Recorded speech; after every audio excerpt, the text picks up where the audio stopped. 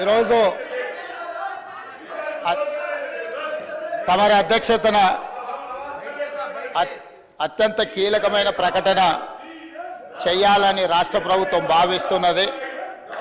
కొన్ని దశాబ్దాల నుంచి మాదిగ ఉపకులాలకు సంబంధించిన లక్షలాది మంది యువకులు ఎస్సీ రిజర్వేషన్లలో ఏబిసిడి వర్గీకరణ కోసం వాళ్ళు పోరాటాలు చేస్తున్నారు.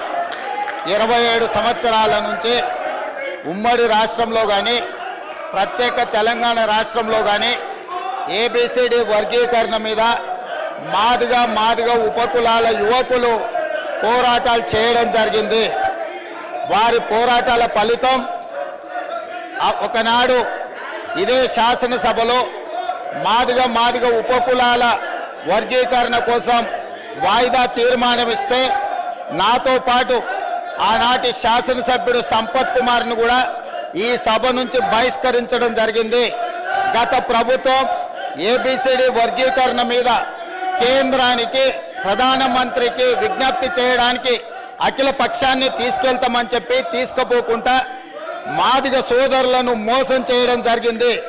కానీ డిసెంబర్ 3, 2023 నాడు ప్రజాప్రభుత్వం బాధ్యత తీసుకున్న తర్వాత తక్షణమే మా ఉప ముఖ్యమంత్రి గారి సూచన మేరకు మాజీ ఉప ముఖ్యమంత్రి ప్రస్తుత మంత్రి దామోదర్ రాజనరసింహ గారి నేతృత్వంలో మా శాసనసభ్యులందరినీ అడ్వకేట్ జనరల్ని ఢిల్లీకి సుప్రీంకోర్టుకు పంపించి న్యాయ కోవిధులతోని చర్చించి సుప్రీంకోర్టులో బలమైన వాదనను తెలంగాణ రాష్ట్ర ప్రభుత్వం కాంగ్రెస్ ప్రభుత్వం వినిపించడంతో ఈనాడు సుప్రీంకోర్టు మాదిగ ఉపకులాల వర్గీకరణకు అనుకూలమైన తీర్పునివ్వడం జరిగింది.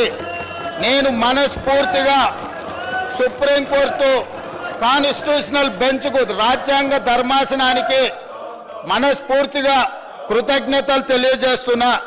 7 మంది జడ్జిలలో 6 మంది జడ్జిలు రాష్ట్రాలకు ఏబిసిడి వర్గీకరణ చెయ్యడానికి అనుమతి ఇచ్చింది. తెలంగాణ రాష్ట్ర ప్రభుత్వం తరఫున నేను స్పష్టమైన ప్రకటన చేస్తున్నా. దేశంలోనే అందరికంటే ముందు బాగానే నిలబడి తెలంగాణ రాష్ట్ర ప్రభుత్వం ఏబిసిడి వర్గీకరణ అమలు చేసే బాధ్యత మా మిత్రులు మా మంత్రివర్గ సహచరులు మేమందరం తీసుకుంటాం.